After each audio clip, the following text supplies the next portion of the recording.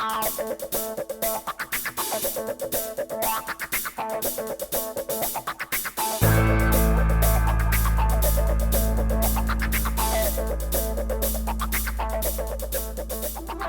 of the things that a lot of folks are asking is why are we moving to the SUV concept, and how did that evolve? So can you tell me a little bit about that? Sure.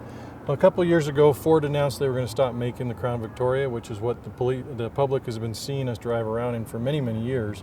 And so we started searching as a profession of what's going to replace that vehicle.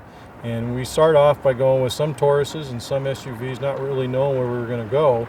And we started having complaints of back injuries and even head injuries from people getting in and out of the car. So when we looked at the SUV platform, it provided us a lot more room in the inside, provided us a better vantage point as we drive around, plus it's all-wheel drive. Okay. And so the all-wheel drive, I guess, comes in really handy in the winter here. And are you seeing different comments from your officers that use this versus the cars when we have those heavy snows? Oh, absolutely. As a matter of fact, some of our supervisors are having officers drive into the police department if they're driving a car and change out into an SUV, even if it's not their assigned car. Okay. Can we look on the inside? I know there's been some technology upgrades, and so if we can have a seat in here, we can look at that. Yep. That'd be awesome. So one of the biggest changes that I'm seeing in this unit versus one that I was in when I did a ride around is actually what some folks call the MDCs, but it's different now. And I remember when I was in the car, I was basically crunched against the door because of all the space that was taken up with the technology. What's changed?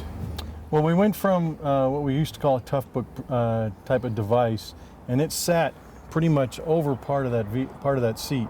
And now we've gone to a tablet type of device that not only is it smaller, but it's actually less expensive, and it has a better computing power than what the other ones had. On top of that, we're able to take a detachable keyboard and move it to where we need to as it fits in the vehicle. Okay. And then we took the display and we moved it forward so the officers aren't looking to the side. They're actually watching more where they're going and seeing what they need to out of the device, out of their peripheral vision. So in this change, we basically got something that's less expensive, better operating power, easier to use for the officer, and actually creates safer in terms of the driving and what they're having to do. Absolutely. And so what kind of information comes on this system? Well, the devices allows us to upload everything that we would need at the police department, everything from our report writing system, our CAD system, which is our computer-aided dispatching. We have mapping systems on here. We can run clearances on license plates, which is called CCIC or NCIC, that's the national one. We can provide everything that we need to do our job on that device, and it's all downloadable because it's window-based. So basically a remote office. Absolutely. Okay. Some other things that I'm noticing is, you have your radio system, but you only have a cage on half of this. Is that common in this, or is it just for this vehicle? It's common in the new platforms that we went to. We found that a couple things is, one, our officers, or some of the taller ones, are having a hard time fitting into the vehicles. And so they were really uncomfortable the entire shift, and they could drive these things for 10 or more hours. Okay. So this allows them to move the seat back further. It allows them to store more equipment behind them. It allows them to put prisoners on one side and confine their movement so that they are less likely to bend over and then try to kick out the windows and do stuff like that. And the officer's not assigned an individual vehicle, so they share this. So yep. What kind of equipment do you have, and do they have to bring their equipment in on their shift and put it in the vehicle, or how does that work?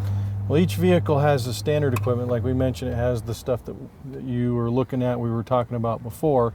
On top of that, they have a shotgun, and then if the officer has their own rifle, then they can use that. That would be some of their lethal weapons, but they can also bring in a less lethal shotgun as just another less lethal option for themselves. Then they have, every officer typically has a catalog case that has all their tickets and their report writing information and some of their standard operating procedure manuals and stuff like that. And then on top of that, they also have stuff like cones, evidence collection kits, they have stop sticks, and that's all stored in the very back.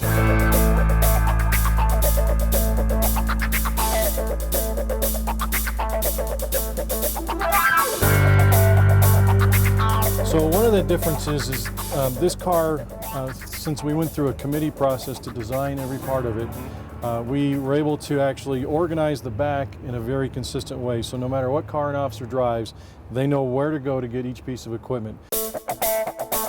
Our latex gloves, evidence collection stuff, crime scene tape. We have some teddy bears. A lot of times if we're on calls and it's very traumatic for young people, then we'll give them a teddy bear that seems to break the ice a little bit for them. Right. And then if we take out the cones that we use a lot of times on traffic accidents, then we can actually get access into this other part here. And here's our first aid kit.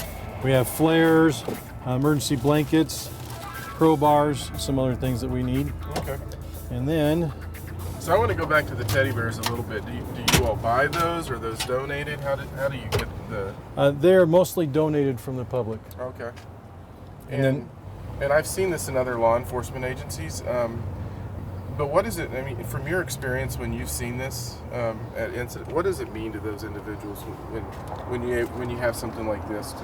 Well, a lot of times for the kids, it depends on their upbringing, but they may not look at us as just a human being. They look at us as a uniform and as an entity, maybe.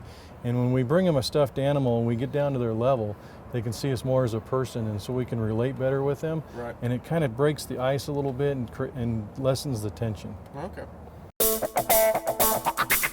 We also have some of our other evidence collection kit here, and this has our fingerprint equipment, allows us to pull latent fingerprints. We have a DNA collection equipment in here as well.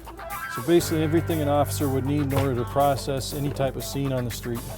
So a lot of folks are used to watching shows like CSI when the officers come in and then you have a special unit that comes in and does all the processing. Our officers actually do a lot of that in the field, correct? Absolutely, they do probably about 99% of that. We do have a property and evidence section where they can come in and for some of the bigger scenes and the more technical stuff, they can come in and help us with that. And some of it just comes down to time, and we don't have enough space to carry all that equipment. Right. So they can come in and they can bring in a larger vehicle that has all that stuff.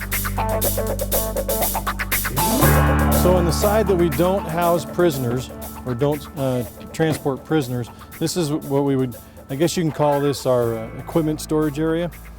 So in there you might see someone have a shotgun, which is what's in there now, and the device next to it. If they're certified to carry it, they can have a rifle. And then if they're certified in a less lethal shotgun, then that can go in the very back portion of the car.